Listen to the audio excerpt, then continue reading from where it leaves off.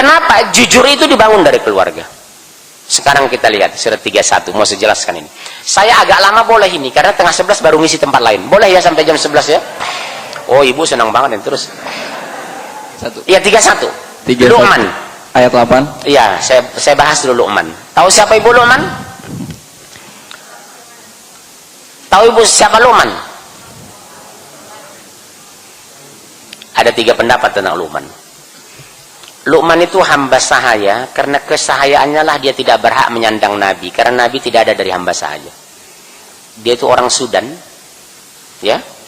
Menurut Jabir bin Abdullah,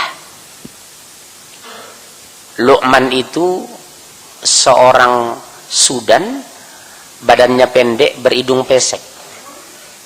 Jadi ibu berbahagialah pesek hari ini. Syaratnya ibu beriman.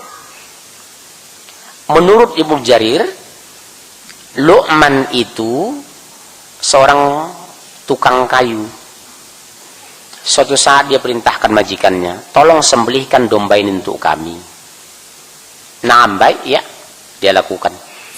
Ambil daging yang terbaik dari domba itu. Diambil lidah dengan hati.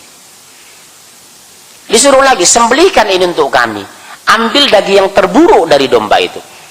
Tetap dia ambil lidah dan hati. Majikannya bilang, kenapa kau perintahkan engkau mengambil daging baik, kau ambil lidah dan hati? Ketika kau perintahkan lagi, ambil yang terburuk dari domba ini, engkau ambil yang lidah dan hati. Apa dia bilang? Yang terbaik dari manusia adalah lidah dan hatinya. Ketika lidah dan hati itu selamat. Dan yang terburuk dari manusia adalah lidah dan hatinya.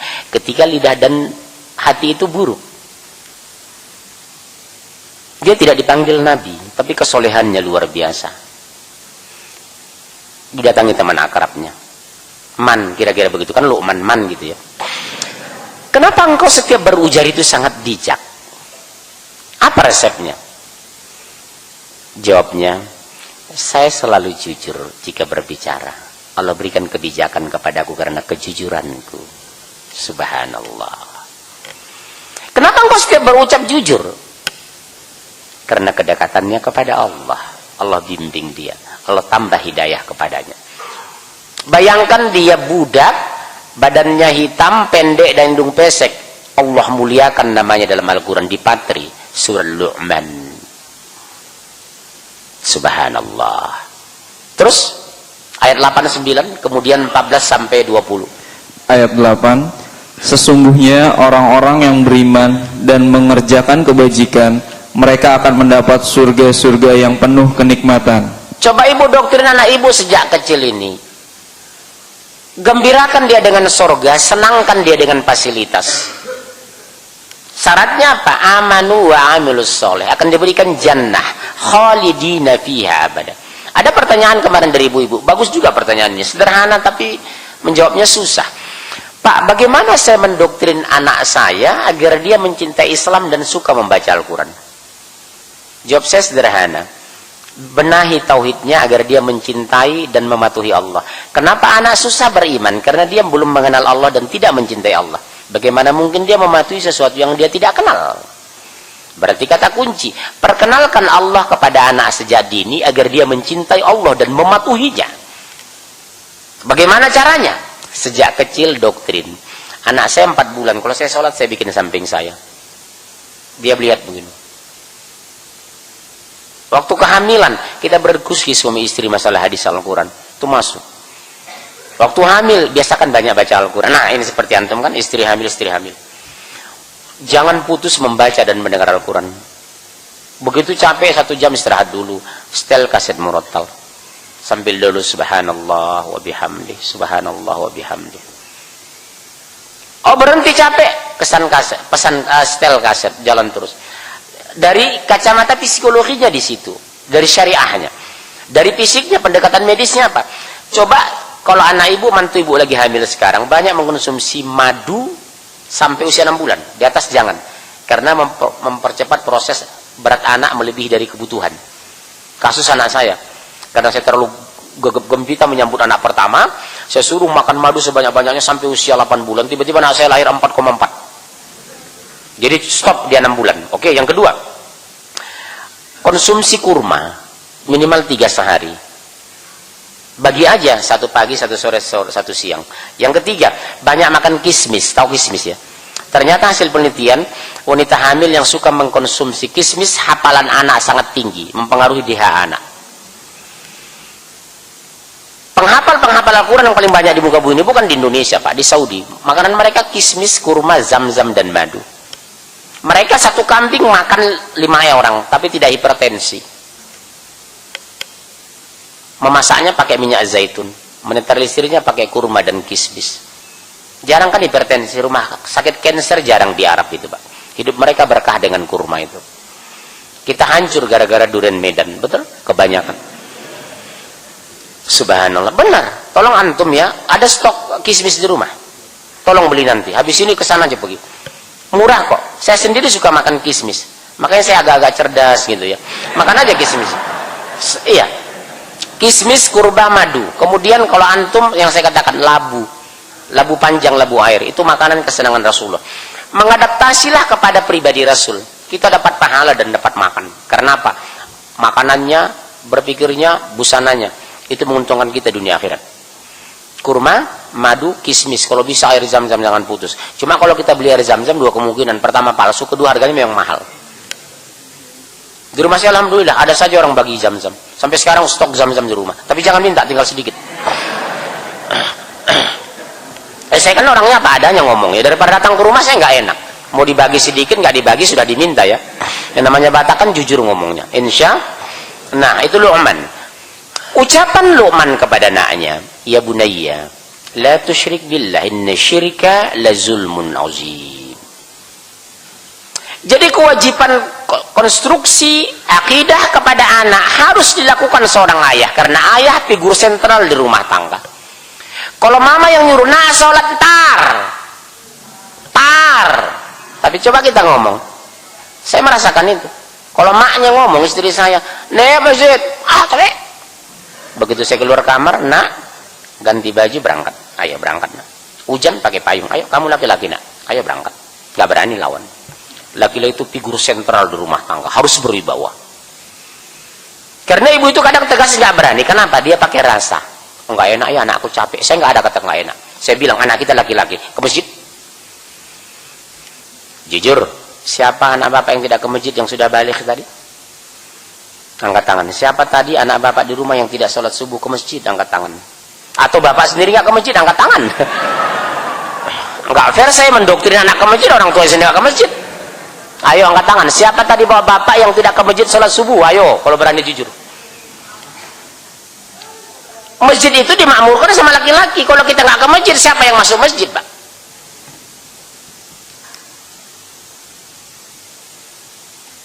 Aneh di Indonesia. Laki-lakinya sholat di rumah. Kita sholat ke masjid. Bencong, jadi perempuan aja. Tukar aja, Bu. Ayo jujur ya, Pak. Saya mau motivasi saja. Berani jujur nggak? Tes ke sini, uji nyali. Siapa yang tadi sholat subuh tidak ke masjid? Ayo. Angkat tangan. Berani jujur?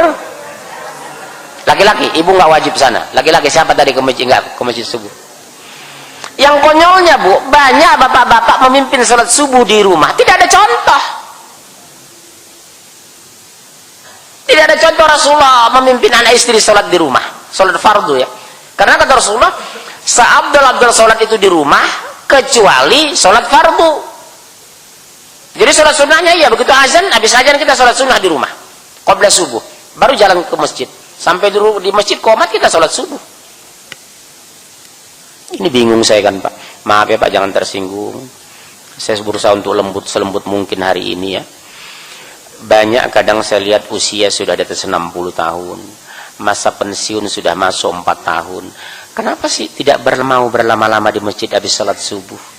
Kenapa cuma 5 menit berzikir? Masa muda kita belum tentu benar lo dulu. Terutama sahabat-sahabatku ya yang udah mulai beruban-uban. Tolong kita duduk dululah di masjid. Toh juga sudah pensiun kok. Berangkat kerja tidak ada lagi kok. Istri di rumah juga sudah ketuaan kok. Kalau seperti mereka habis subuh buru-buru pulang masuk akal. Istrinya masih muda. Ini istri sudah ketuaan. Kita sudah pensiun. Saya belajar banyak tinggal di komplek, Pak. Paling 5-7 menit sudah sepi. Paling 3 orang saya lihat bertahan sampai tengah 6 subuh itu. Saya geleng kepala. Maaf ya, saya bukan mengukur orang. Waktu muda pun belum tentu beres, apalagi tua. Kenapa tuanya kita tidak perbaiki? Kenapa saya berani ngomong seperti ini? Takbirnya saja nggak benar kok. Bagaimana waktu mudanya? Khotib Jumat pun dia masih ngomong pada udah pensiun. Dia mantan pejabat kok. Kejadian ini sering saya pergoki. Khutbah sudah dimulai, khotib sudah membacakan khutbahnya. Enak dia ngobrol di pojok. Pada umur mungkin 3 hari lagi udah meninggal. Kan kelihatan kan kualitas agamanya sampai di mana. Makanya kepada sahabatku, demi Allah ya, saya bukan marah ya Pak, bukan membenci, karena cinta. Demi Allah karena cinta. Bagi kita-kita yang tidak terlalu penting lagi keluar, banyaklah di masjid. Banyaklah di masjid, terutama pasca subuh itu. Malaikat itu mengerumuni kita loh ketika berzikir di masjid itu. Banyak yang bisa diucapkan. Rasulullah mengucapkan istighfar 70 sampai 100 kali berdasarkan 2 hadis. Zikir aja kita yang banyak di masjid. Ini masjid-masjid saya lihat habis subuh 3 menit sudah ditinggal orang. Kan nikmat kita di masjid sampai tengah 6. Syukur-syukur sampai waktu syuruk. Waktu syuruk jam 6. Habis zikir jam 6. Begitu kadang-kadang syuruk. Salat 2 rakaat, doa sungguh-sungguh. Bapak tahu kan pahala melakukan sholat isyraq itu apa?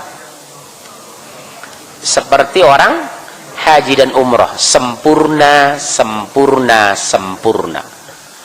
Tapi jangan karena ibu membaca hadis, udah nggak usah haji Pak, syuruk aja, nggak begitu maknanya gitu. Udah Pak, nggak usah haji lah, kita syuruk aja setiap, nggak begitu maknanya. Ya Bu ya? Gimana di masjid kita sini Pak, subuh? Banyak. Enggak, artinya mau zikir enggak sampai tengah 6 gitu. Berapa orang? Ada 10. Oh bagus. Masjid lain saya lihat tidak Pak, 3 orang, 2 orang, kadang 2,5. Subhanallah. Masya Allah. Ya terus. Ayat 9. Mereka kekal di dalamnya sebagai janji Allah yang benar, dan Dia maha perkasa, maha bijaksana. Janji Allah benar enggak Bu? Ibadah kita tidak akan pernah ketukar kepada orang lain meskipun ibu membaca Al-Quran di pangkuan suami bermanja-manja. Pak saya kelelahan, Pak boleh nggak berbaring di paha Papa sambil baca Al-Quran? Boleh. Rasulullah kadang berbaring baca Al-Quran di pangkuan Aisyah, istri yang dia cintai. Subhanallah. Jadi Rasulullah itu romantis Bu, beda dengan ibu-ibu. Rasulullah itu mandi dengan istrinya berebutan gayung. Ibu sekarang jangan gayung, berebutan shower, nggak apa-apa. Pernah nggak ibu seperti itu romantis mandi sama suami? Antum mandi nggak sama istri? Tapi pakai basahan, bukan bugil. Karena ada 2 tempat malaikat pencatat kebaikan dan keburukan meninggalkan kita. 1 ketika kita buang air ke WC, kedua ketika kita melakukan hubungan seks atau jima tidak menutup tubuh. Malulah kamu kepada malaikat karena mereka sudah menghormatimu, kata Rasulullah. Jadi melakukan hubungan seks atau jima atau making love kalau bahasa Inggrisnya itu tidak boleh bugil, harus ditutup dari atas. Malaikat malu sama kita. Zaman dulu saya ingat masih ibu ayah saya, kalau masuk kamar mandi itu mana ini pakai basahan. Betul kan, ingat nggak? Sekarang nggak, asal kunci pintu blok semua. Malulah kamu sama malaikat, kata Rasulullah. Mereka sudah menghormati kamu. Orang-orang tua dulu cerdas ya. Cerdas sekali. Masuk kamar mandi mana mungkin bugil mandinya mereka itu. Pakai basahan loh. Sekarang aja luar makin cerdas, makin banyak ustadz, makin rusak umatnya. Yang salah ustadznya itu umat yang blow on. Saya nggak tahu ini. Iya Pak. Jujurlah, Bapak dulu orang tua kita ada basahan nggak di kamar mandi dulu? Betul kan Pak? Saya masih ingat ayah ibu saya pakai basahan itu. Berapa hari sekali diganti, dicuci. Karena kalau biarkan lumutan, kena jamur.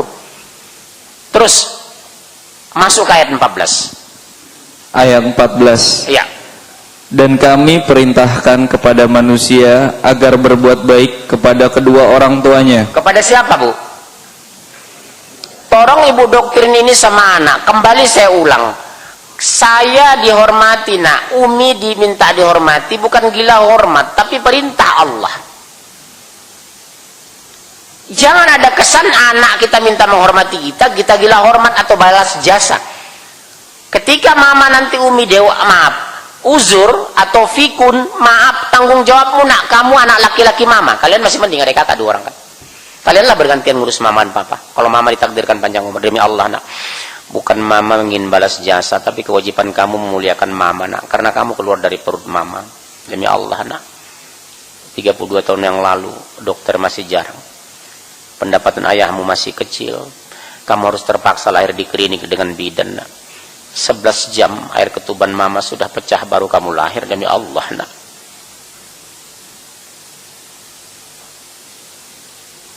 51 tahun lalu kita lahir pak, seperti saya, dokter masih langka, ngeden berjam-jam mungkin ibu kita. Demi kita, lebih bagus dia mati asal kita selamat, demi anakku. Jadi birrul walidain sebuah kewajiban, bukan karena kita gila hormat, tapi kewajiban dari Allah agar menghormati kita. Saya khawatir kalau Bapak menjelaskan ini tanpa penjelasan ayat, ada kesan psikologi bagi anak kita seolah-olah mama pingin balas jasa. Itu bahaya kalau muncul kesan itu. Tapi kalau pakai ayat nak, kita baca Quran ya nak, kewajiban kamu ya nak, birrul walidain, berbuat baik kepada ibu. Kenapa kepada mama? Karena mamalah orang yang pertama berbuat baik kepadamu, dan di perut mamalah kamu dulu nak. Demi Allah, kondisi pendapatan papa masih di bawah standar. Papa masih golongan 3A, baru sarjana dari UGM. Gaji papa cuma 62.000 waktu itu. Kondisi sederhana itulah kamu lahir. Demi Allah nak, 3 jam mama ngeden waktu itu, keringat mama sebesar jagung nak. Demi kamu, bukan mama mengungkit kebaikan nak, cuma menyadarkan kamu bahwa kamu berbuat baik karena Allah, bukan karena mama. Tanamkan ini kepada anak. Cuma ibu juga harus membenahi diri. Ibu jangan katakan, nak kamu rajin sungguh-sungguh belajar ya nak, nanti kalau kamu punya uang banyak jaga jalan, ajak mama jalan-jalan. Berarti dalam benak anak, oh berarti menyekolahkan saya pingin balas jasa. No, kamu itu amanah dan anugerah nak. Amanah wajib dipelihara, wajib didina, dididik. Anugerah, karena tidak semua orang menikah punya anak-anak. Ini anugerah terbesar dari Allah. Jadi aset masa depan kita bukan berapa banyak harta kita, bukan berapa besar deposito kita, tapi apa pak? Sejauh mana anak kita menjadi anak yang soleh. Itulah aset terbesar dan termahal dalam hidup aku. Ya, makanya anak itu didoktrin sejak hamil, jangan kasih uang yang haram, makanan halalan thayyiban, mulut istri dijaga, jangan ngomongin orang, nanti mempengaruhi janin. Jamu, jaga mulut. Iya pak, sangat mempengaruhi psikologi anak ketika ibu itu tidak benar ketika hamil. Makanya tali silaturahim, Allah menitipkan anak janin itu di rahim seorang ibu. Pintu makanan hanya satu, plasenta. Kesalahan dalam berikan makanan, kesalahan dalam gizi dan nutrisi, 2 kemungkinan. Anak lahir cacat bawaan atau meninggal dalam kandungan. Makanya silaturahim, menjaga keluargaan kepada orang seperti kita menjaga janin dalam kandungan. Salah ngomong orang tersinggung. Ketika lahir, satu jaringan membuat orang rusak, mulut. Ketika belum lahir, satu jaringan membuat anak rusak. Siapa itu? Tali plasenta. Di tali itulah anak bergantung, karena dia lewat asupan makanan lewat tali plasenta. Subhanallah. Makanya silaturahim, tempat dititikkannya bayi dalam kandungan. 3 lapisan, perut, rahim, dan air ketuban. Kondisi jatuh di kamar mandi terjerembab, perutnya luka, rahimnya kena, tapi maaf, air ketuban masih melindungi. Elastisnya air ketuban itu Allah takdirkan 3 lapisan. Subhanallah. Di rahim seorang ibu, dititipkan di rahim seorang ibu, karena Allah takdirkan ibu bergerak dari rasa, bukan dari logika. Kalau ibu seandainya Allah takdirkan bergerak dari logika, nggak mungkin ibu mau hamil. Long kita yang nikah kok saya yang menanggung akibatnya gitu. Yang enak apa saya yang hamil capek gitu. Karena ibu bicara rasa, ini anakku. Subhanallah. Kasih sayang ibu tidak terukur. Kasih sayang ayah sepanjang jalan. Jalan itu ada batasnya, tapi ibu tidak terukur. Sesakit-sakitnya anakku nomor 1. Dia bela bertahan sampai 70 tahun janda. Umur 27 tahun sudah janda. Demi anak yang kucintai. Karena suami baruku belum tentu mencintai anakku seperti suamiku dulu. Luar biasa ibu hari ini. Subhanallah. Tapi maaf, begitu lahir, bukan bin ibunya, tapi bin ayahnya. Sandang pangan perumahan, ayahnya yang bertanggung jawab. Allah itu maha adil. Dititipkan anak itu di rahim istri kita. Dia menjaga dengan sungguh-sungguh. Maaf, Allah tetap memberikan penghargaan kepada kita. Bin Munzir. Subhanallah. Diberikan penghargaan yang sama. Tapi dalam banyak hal dilebihkan ibu. Ibumu, ibumu, ibumu. Subhanallah. Terus ibunya telah mengandungnya dalam keadaan lemah yang bertambah-tambah. Wahnan ala wahni. Bertambah berat. Makin tua kehamilan makin berat. Kondisi makin dahsyat. Kadang sesak napas. Karena apa? Hormonal tidak sempurna. Potensi penyakit berdatangan. Kan ada orang kan, begitu hamil sesak napas, kena penyakit ini, kena asma. Padahal sebelumnya tidak ada. Darah tinggi. Karena apa? Hormonal tidak sempurna. Makanya kalau sedang hamil, tolong kepada ananda ya, tolong sabar menghadapi istri. Itu bukan dari hatinya, kondisi bawaan badannya. Karena hormonal tidak sempurna, gampang marah dan cerewet. Mengalami enggak itu? Iya, makanya sejak hamil istri tambah kurus beliau saya lihat ini. Harus sabar. Kenapa harus sabar, Mas? Tanamkan dalam hati, oh iya ya Allah, anakku engkau titipkan di rahim ibu, istriku. Sabarkan aku ya Allah untuk menghadapinya. Dia sudah berberat membawa itu. Bisa nggak anak dikeluarkan nanti pulang di toilet masukkan lagi? Nggak bisa kan? Kau pesta bawa kehamilan, makin tua kehamilan, wahnan ala wahn, makin berat bertambah berat. Itulah kita dulu. Sekarang kadang melawan orang tua. Subhanallah. Makanya sebadung-badung laki-laki ketika dia menyaksikan anak pertamanya lahir, biasanya menangis, Mas. Melihat istri kita kebayang. 30 tahun lalu kita dilahirkan ibu kita. Seperti inilah. Aku dulu dilahirkan 51 tahun yang lalu, ya Allah. Kebayang kita ketika melawan ibu kita. Di situ Pak kita menangis. Saya aneh kalau ada laki-laki menyaksikan istrinya ngeden tidak menangis. Dua kemungkinan, karena masa bodoh, kedua karena tegar. Subhanallah. 31 tahun ya Allah, aku dilahirkan ibuku di kampung pedesaan seperti ini, terbayang dulu. Yang kondisi ayahku masih darurat, ekonomi di bawah standar, dokter belum ada, badan ibu kita semakin lemah. Di situ nggak ada sebesar-besar jagung keringat ibu kita waktu itu barangkali demi anaknya kita hari ini masih hidup. Demi kita. Makanya besok kalau ada anaknya hafal Quran, di padang mahsyar disematkan mahkota kepada ibunya. Subhanallah. Allah itu maha adil, Pak. Ketika ada anaknya yang hafiz Quran, di padang mahsyar dipisahkan. Diberikan mahkota oleh Allah, penghargaan, berhasil mendidik anaknya menjadi hafiz Quran. Betapa bangganya ibu kita pada hari itu. Tapi ketika Bapak ta'lim dan baca Quran seperti ini, nama kita disebut-sebut Allah dan nama ayah kita. 32 tahun ayah kita meninggal. Ketika kita mengikut ta'lim dan membaca Al-Quran, nama kita dan nama ayah kita disebut-sebut Allah di depan malaikatnya. Luar biasa orang yang suka baca Quran. Bahagianya ruh ayah kita, ya ibu kita hari ini. Jauh merantau kita dari Makassar, dari Irian, dari Ambon, Maluku. Sekarang dilihatnya anakku masih mempelajari Al-Quran dulu. Dia bangga punya anak seperti bapak ini. Di pagi hari saat orang jalan-jalan olahraga, bapak duduk di masjid. Allah menyebut-nyebut nama bapak kita loh sekarang, Pak. Luar biasa. Subhanallah. Terus dan menyapihnya dalam usia 2 tahun. 24 bulan. Mas ya, istri nggak kerja ya, usahakan. Ya, jangan ya. Masalah gaji relatif kok. Uang itu banyak habis sedikit cukup. Mendingan banyak dan cukup. Ya. Usahakan 2 tahun penuh. Beda. Saya pengalaman. Anak pertama, kedua, ketiga berbeda. Yang pertama karena istri saya masih bekerja. Berangkat pagi pulang jam 9. Ketahuan karakternya. Kepedulian tidak terbangun. Sensitifnya kurang. Tapi begitu menyusukan 2 tahun itu. Itu anak saya yang saya bawa umarkan dulu itu. Bayangkan di tengah orang itikop, orang malas, dia itikop 10 hari. Di tengah itikop doanya, Pak, ya Allah, sehatkan ayahku. Saya tanya, kenapa nak berdoa seperti itu? Karena ayah sakit-sakitan katanya.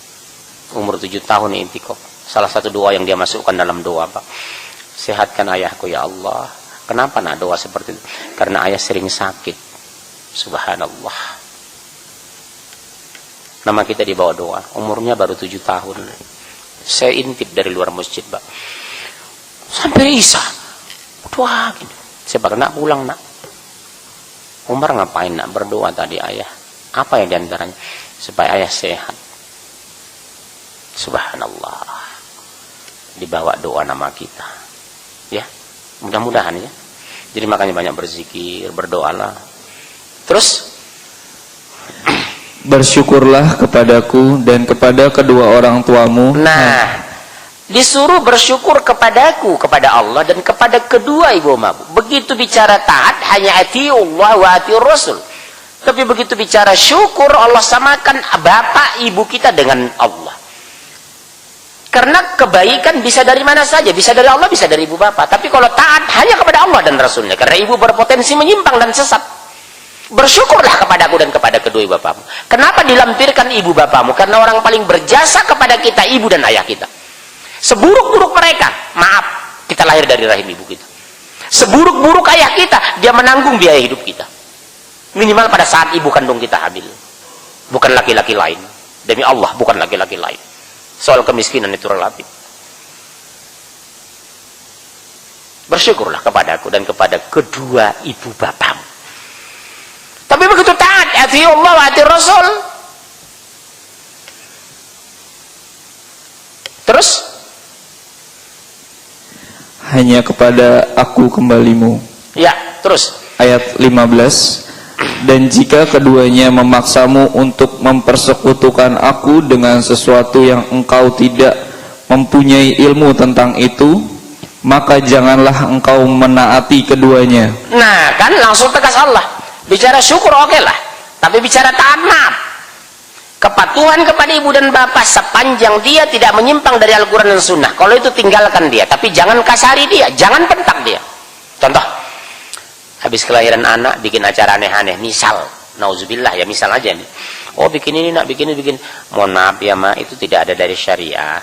Setahu saya anak lahir, kemudian mencukur rambut hari ke-7, kemudian menyembelih kambing 2 kalau laki-laki, kemudian berikan nama anak, kemudian mencukur rambutnya, seberat itu diberikan kepada orang miskin, apa?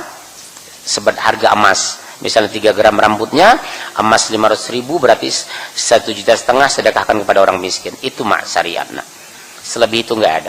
Kan sekarang kan ada kan, berikan nama Salatullah, berdiri kan. Saya belum temukan hadisnya itu. Saya belum temukan.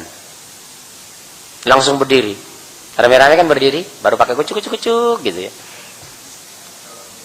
Ya, potong rambut dimasukkan ke kelapa muda.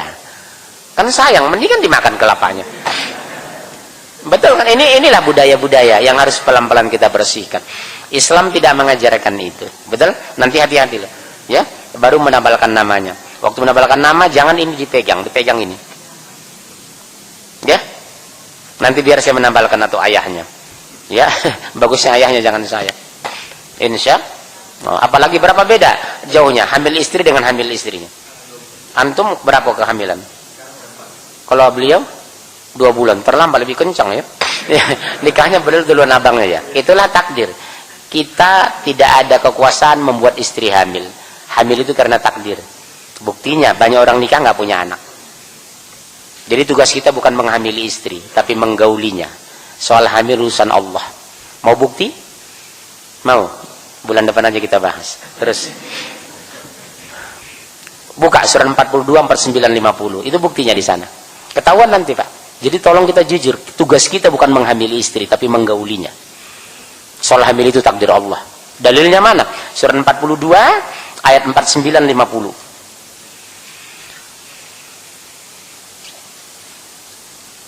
Astagfirullah. Pak, sudah lewat Pak.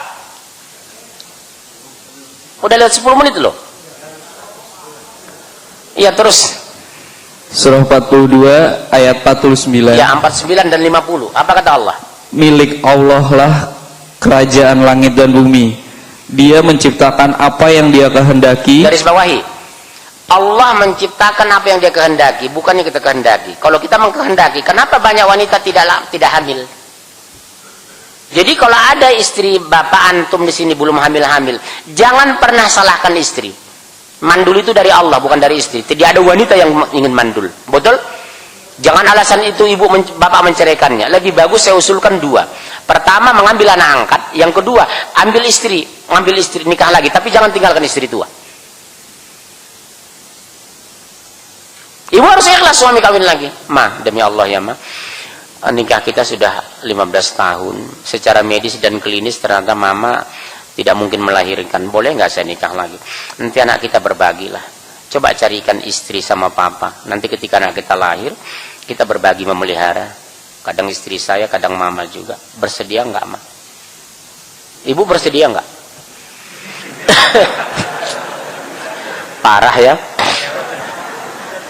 Kita pelihara sama-sama Pak. Bagaimanapun ini anak saya kok Pak. Meskipun bukan keluar dari rahim saya, dari istri muda Papa. Demi Allah saya mencintainya Pak. Karena Allah takdirkan saya tidak punya anak. Demi Allah saya ikhlas Pak. Nanti saya carikan dari assalam. Ya, terus memberikan anak perempuan kepada siapa yang dia kehendaki. Betul, kadang orang tuju semua perempuan. Yang stres orang Batak ini. Marganya hilang. Iya. Makanya orang Batak itu kalau anaknya perempuan tambuh terus. Kadang menurut nama seperti saya situ orang. Kalau anak saya perempuan hilang marga saya Pak. Tapi kalau saya anak laki-laki nikah dengan orang Perancis, cucu saya situ orang. Cucu saya laki-laki nikah dengan orang Jerman, cucu saya situ orang. Cicit saya situ orang. Tapi kalau begitu perempuan habis hilang marga saya. Sakit bagi orang Batak yang tidak beriman. Sakit itu di sini, betul? Ya terus. Dan memberikan anak laki-laki kepada siapa yang dia kehendaki. Nah, ada orang 7 laki-laki semua. Terus ayat 50, atau dia menganugerahkan jenis laki-laki dan perempuan dan menjadikan mandul siapa yang dia kehendaki. No, seperti saya 7 adik kakak Pak, 4 laki-laki 3 perempuan kami. Giliran saya 3 laki-laki semua. Dan Allah mentakdirkan mandul siapa yang dia kehendaki. Pak, renungan buat kita ya. Jangan pernah ibu bapak membangun kebencian ketika istri bapak mandul. Gembirakan ibu dengan Quran ini. Gembirakan. Ma, demi Allah, saya tidak akan pernah menganggap miring, tidak pernah melihat mama tidak benar ketika melihat ini. Karena apa? Ternyata mandul mama itu karena takdir mah.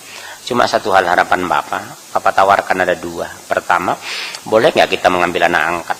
Atau tolong carikan istri buat papa, kamu tidak saya ceraikan, insya Allah tetap saya muliakan. Nanti ketika anak lahir kalian jaga bersama. Ikhlas nggak mah? Saya yakin ibu kalau beriman ikhlasin.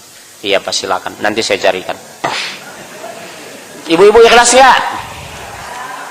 Coba, ibu itu senyum-senyum, tapi senyumnya sudah tidak simetris itu. Senyum yang dipaksakan, bukan senyum lillahi ta'ala, betul ya? Udah tidak simetris Bu, udah miring senyumnya gitu. Padahal kalau ibu ikhlas, subhanallah, Bu ya, Bu. Cuma saya minta kalau ngambil anak angkat itu dari anak ponakan dari suami, jangan dari lain. Nanti kalau wanita menikahkan suami nggak boleh karena bukan bapaknya. Tapi kalau ponakan, misalnya beliau adik saya tidak punya anak, saya ngambil anak angkat dari beliau, saya berhak menikahkan karena ahli waris saya. Tapi kalau ambil dari anak perempuan saya atau dari saudara istri saya, no, saya nggak boleh menikahkannya. Itu bukan mahram saya. Saya balah boleh menikahinya. Dia nggak bebas bersalaman dengan saya. Betul kan? Kalau dia ponakan saya, seandainya perempuan bisa saya nikahkan. Kalau laki-laki bisa dapat warisan. Betul? Tapi kalau dari orang lain jangan. Makanya mengambil anak angkat yang jelas keturunannya. Saudara seperti beliau, saya ambil anak beliau, Dek, Mas sudah 15 tahun, nak. Ikhlas nggak anak kamu yang kelima itu sama Mas nanti? Ya Mas, ambil aja Mas. Tolong bicarakan sama istri kamu ya Dek. Mudah-mudahan Mas bisa pelihara dengan baik. Kasihan itu mbakmu, udah 15 tahun belum punya anak. Dia kasih, alhamdulillah saya nikahkan, berhak karena ponakan kandung saya. Jadi ibu kalau bisa ngambil anak jangan dari orang lain. Apalagi keturunannya bajak laut segala macam, merusak. Ya terus. Dia maha mengetahui, maha kuasa.